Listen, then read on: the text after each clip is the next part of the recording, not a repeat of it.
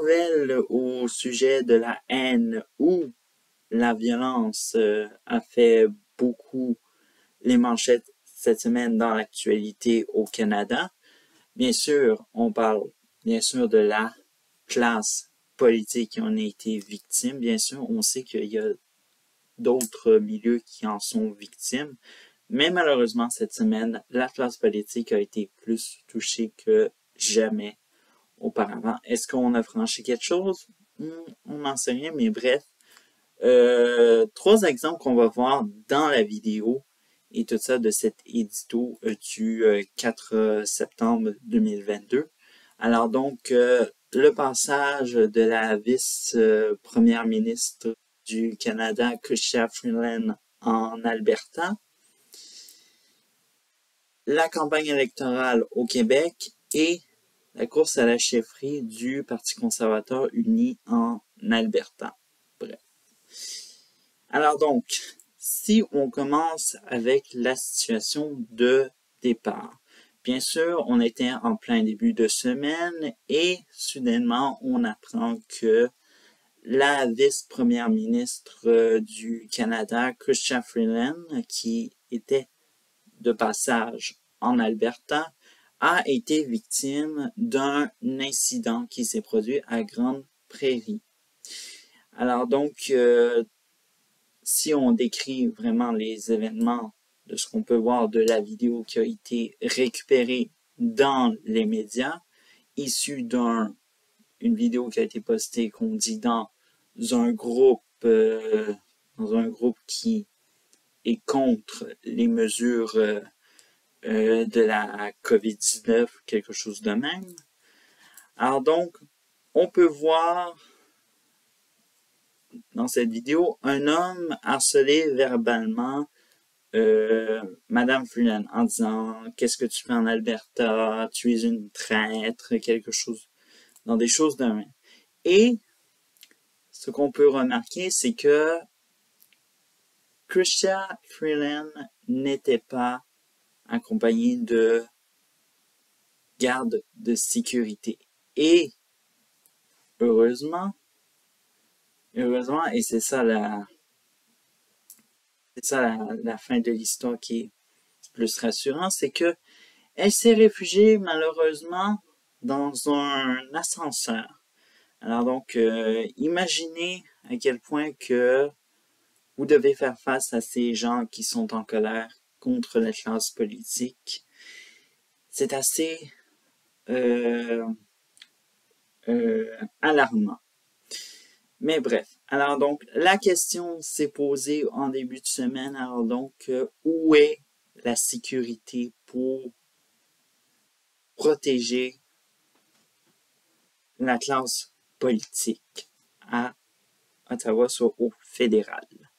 Eh bien, c'est une question qui a été posée au ministre fédéral de la sécurité publique, Marco Mendicino, qui a dit que bien c'était du cas par cas. Alors donc, pas de sécurité ou un agent de sécurité pour la vice-première ministre du Canada, qui est pourtant une personne très importante. C'est la numéro 2 qu'on parle qui a été victime de tout ça, pas je sais pas moi, un député qui est dans le gouvernement ou pas, mais la numéro 2. Imaginez la numéro 2 qui a subi ça. Et le ministre Mendicino dit que c'est du cas par cas. Non. Ça, c'est réellement, comme on a vu dans les critiques de l'opposition, faire des économies à la chandelle. Hein? Bref.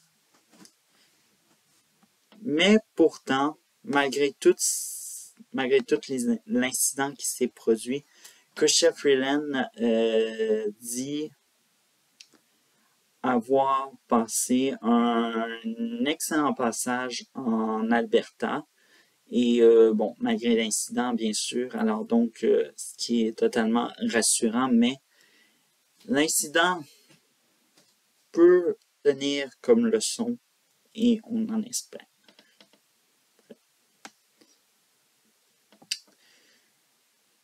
L'autre incident de haine ou de violence qui a été subi, elle s'est produite par la suite au Québec, où on a entendu que, bon, étant donné on est en pleine campagne électorale, évidemment, et on sent que cette campagne électorale a été beaucoup sous le synonyme de la sécurité, qui, vous allez voir, c'est très, très, très dangereux, cette campagne où on en est. Bref. Alors donc, en cette première semaine de campagne électorale conclue, alors donc, il y a eu 2 députés du Parti libéral du Québec qui ont été victimes d'actes haineux ou violents. Alors donc, on a Marois Risky qui a été victime de menaces de mort. Pire encore, Enrico Ciccone, victime, lui, de menaces de mort et également de vandalisme au bureau de sa circonscription. Alors donc, dites-vous que ça en fait beaucoup et également ça l'a beaucoup remis en question la sécurité et d'ailleurs, le gouvernement du Québec a ouvert une ligne d'urgence pour uniquement tous les candidats qui sont victimes peuvent appeler à ce numéro-là et ça sera la Sûreté du Québec qui s'occupera de cette ligne d'urgence. Mais malheureusement, si on s'est mis tous en solidarité avec pour M. Ciccone et Mme Risky, bref, ça n'a pas empêché que Marois Risky fasse une gaffe totale. Ils disent que c'est la faute du Parti conservateur du Québec. Alors donc, en quoi cela peut avoir entre ce qui était le suspect qui lui a lancé ces menaces de mort. De toute façon, on savait que ça a été relié dans la presse et tout ça, que le suspect en question était obsédé par elle et lui avait offert ses services de bénévolat aussi pour la députée en question sortante. Et entre dire que on confond ce que voulait dire en sens figuré le chef Éric Duhem pour dire rentrer la grogne au Parlement. Mais bon, bref, on sait très bien, c'est des accusations de partisanerie. Et évidemment, c'est aussi une gaffe pour dire que au final, on se tape entre fédéralistes québécois parce que on ne sait pas pourquoi, parce que c'est ennuyant et bref. Alors que c'est dans son propre parti, le Parti libéral du Québec, que ça va très mal. Bref. Mais loin de toutes ces attaques entre le PLQ et le PCQ, la palme d'or de la sécurité de tous les en campagne, ils sont 5, je vous rappelle également. On en avait parlé hier. La palme d'or de la sécurité va à, attention, au Parti québécois. Alors donc, le Parti québécois qui doit jongler avec deux événements qui sont en lien avec la haine et la violence. Soi-disant avec le climat de tension qui règne entre, disons-le, la population et la classe politique québécoise. Et il y a 10 ans, même aujourd'hui, ça fait 10 ans, jour pour jour, qu'il y a eu un attentat contre Pauline Marois qui venait d'être élue comme première ministre du Québec.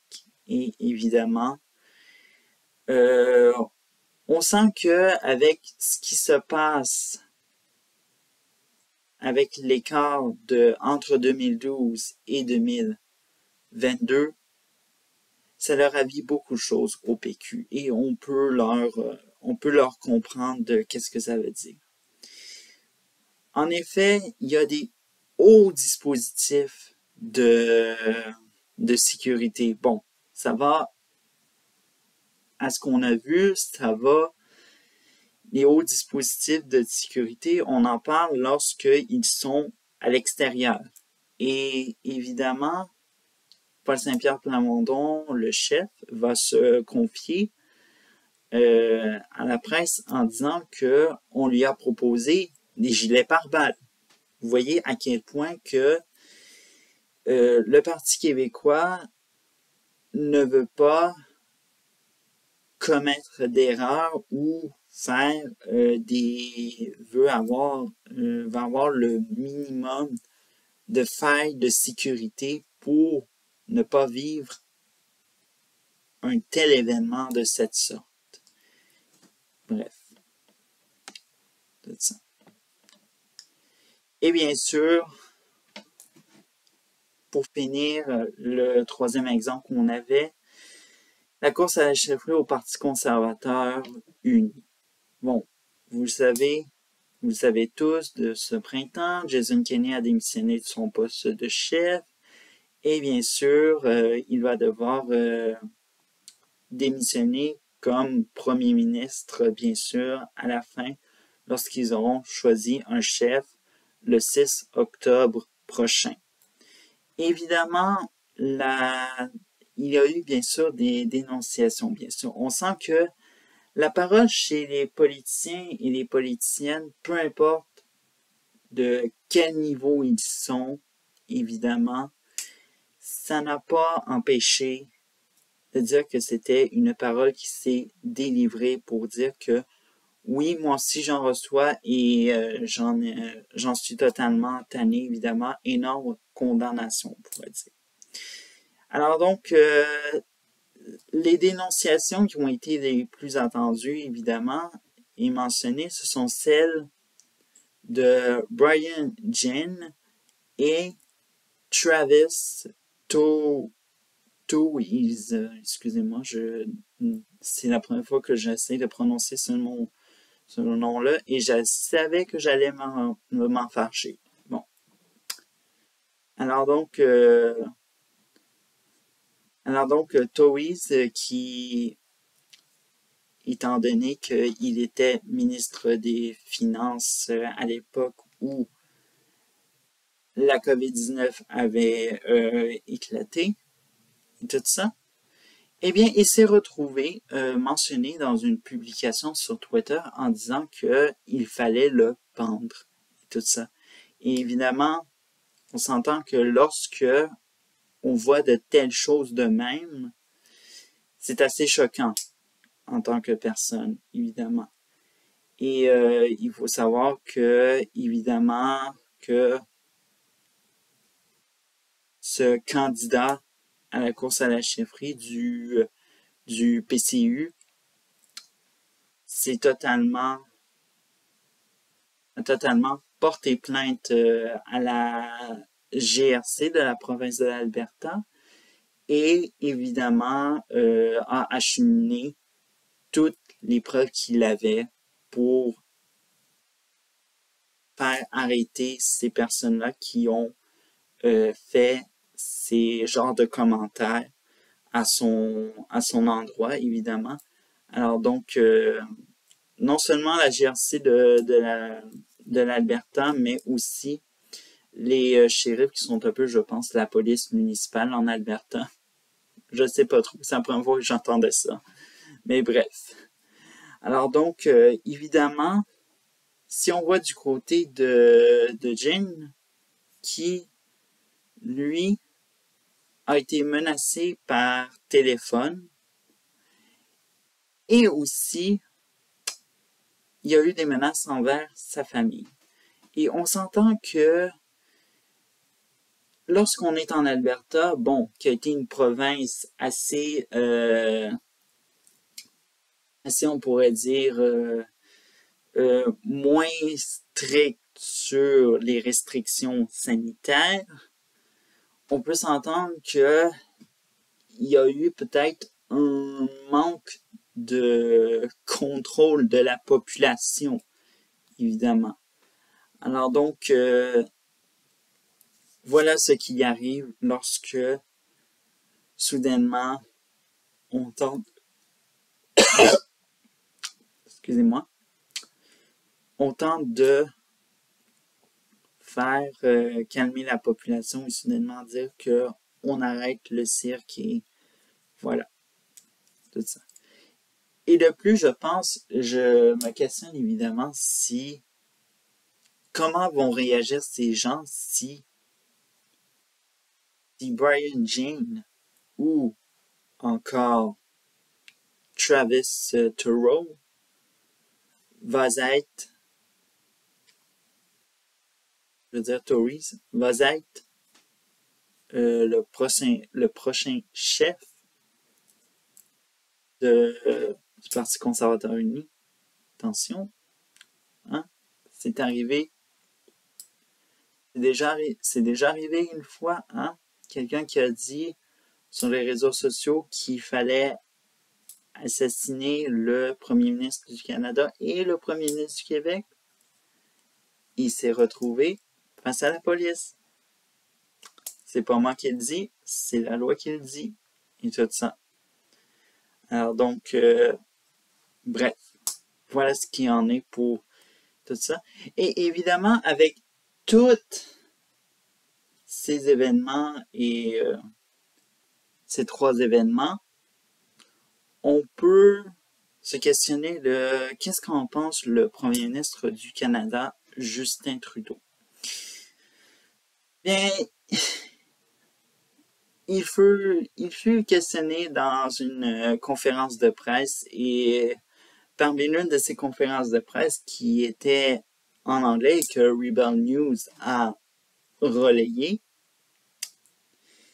voilà ce qu'il disait, que les gens sont en colère pour diverses choses. Évidemment, il a mentionné les changements climatiques, les crises d'opioïdes, la pandémie. Ah, la pandémie, tiens. Lorsqu'on parle de changement climatique ou crise des opioïdes, oui, on s'en prend à la classe politique, mais pas dans une telle violence comme on le voit avec la pandémie. Et malheureusement, Justin Trudeau a fait exprès pour fuir ses responsabilités de premier ministre.